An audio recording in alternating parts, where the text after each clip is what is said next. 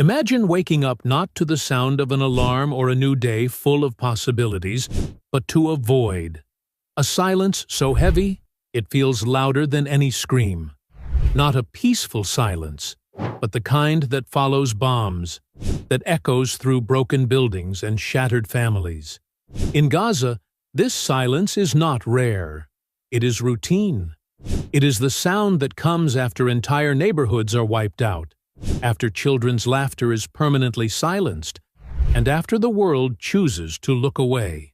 According to Gaza's Ministry of Health, over 62,000 people have been killed or are missing since the war began.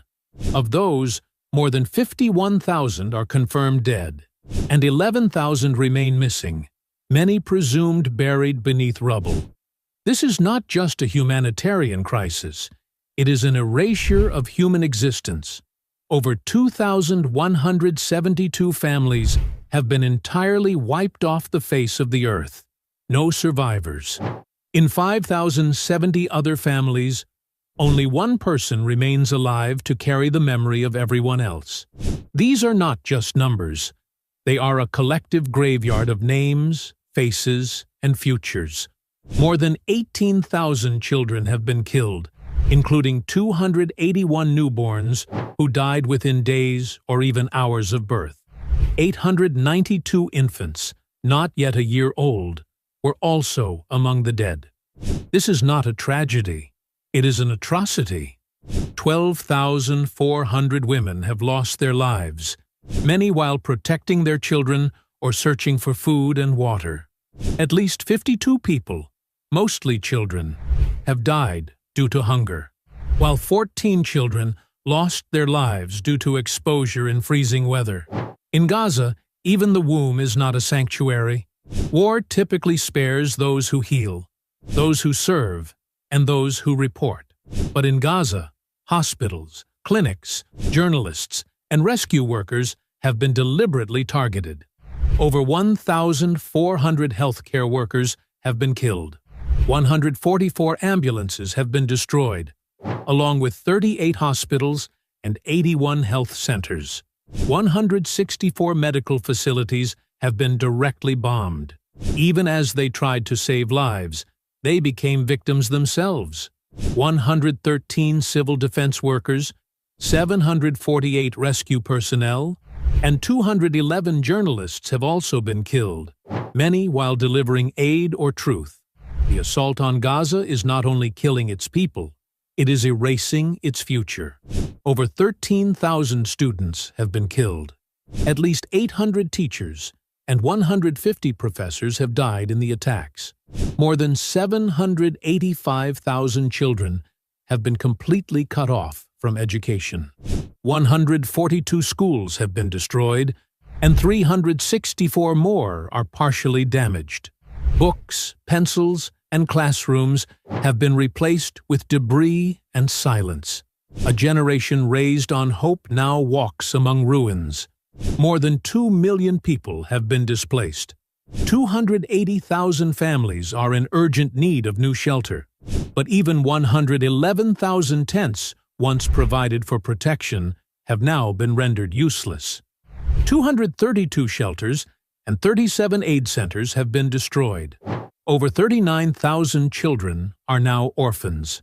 14,500 women have become widows. 3,500 children are at immediate risk of death due to hunger. This is not just war. This is the manufactured collapse of humanity.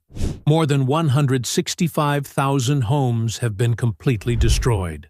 Another 115,000 homes are uninhabitable, with an additional 200,000 damaged. Gaza's basic infrastructure, roads, electricity, water, and sewage, has been decimated. Over 3,780 kilometers of power lines and 2,105 transformers have been destroyed. 330,000 meters of water pipelines, 719 wells, and 655,000 meters of sewage lines have also been destroyed.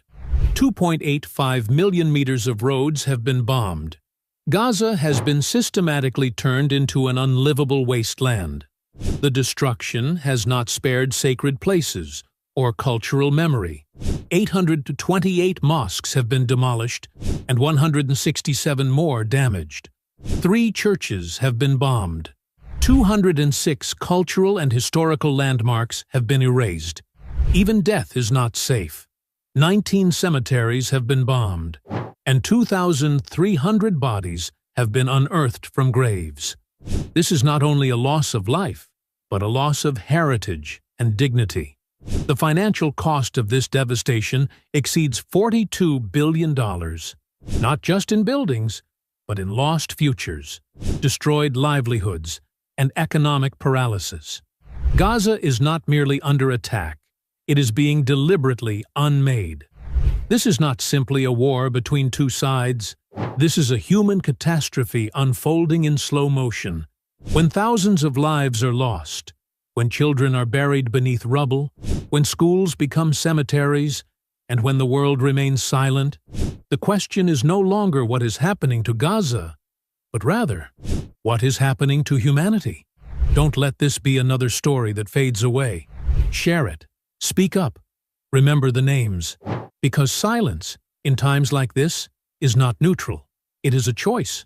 And every voice raised in truth is a blow against injustice.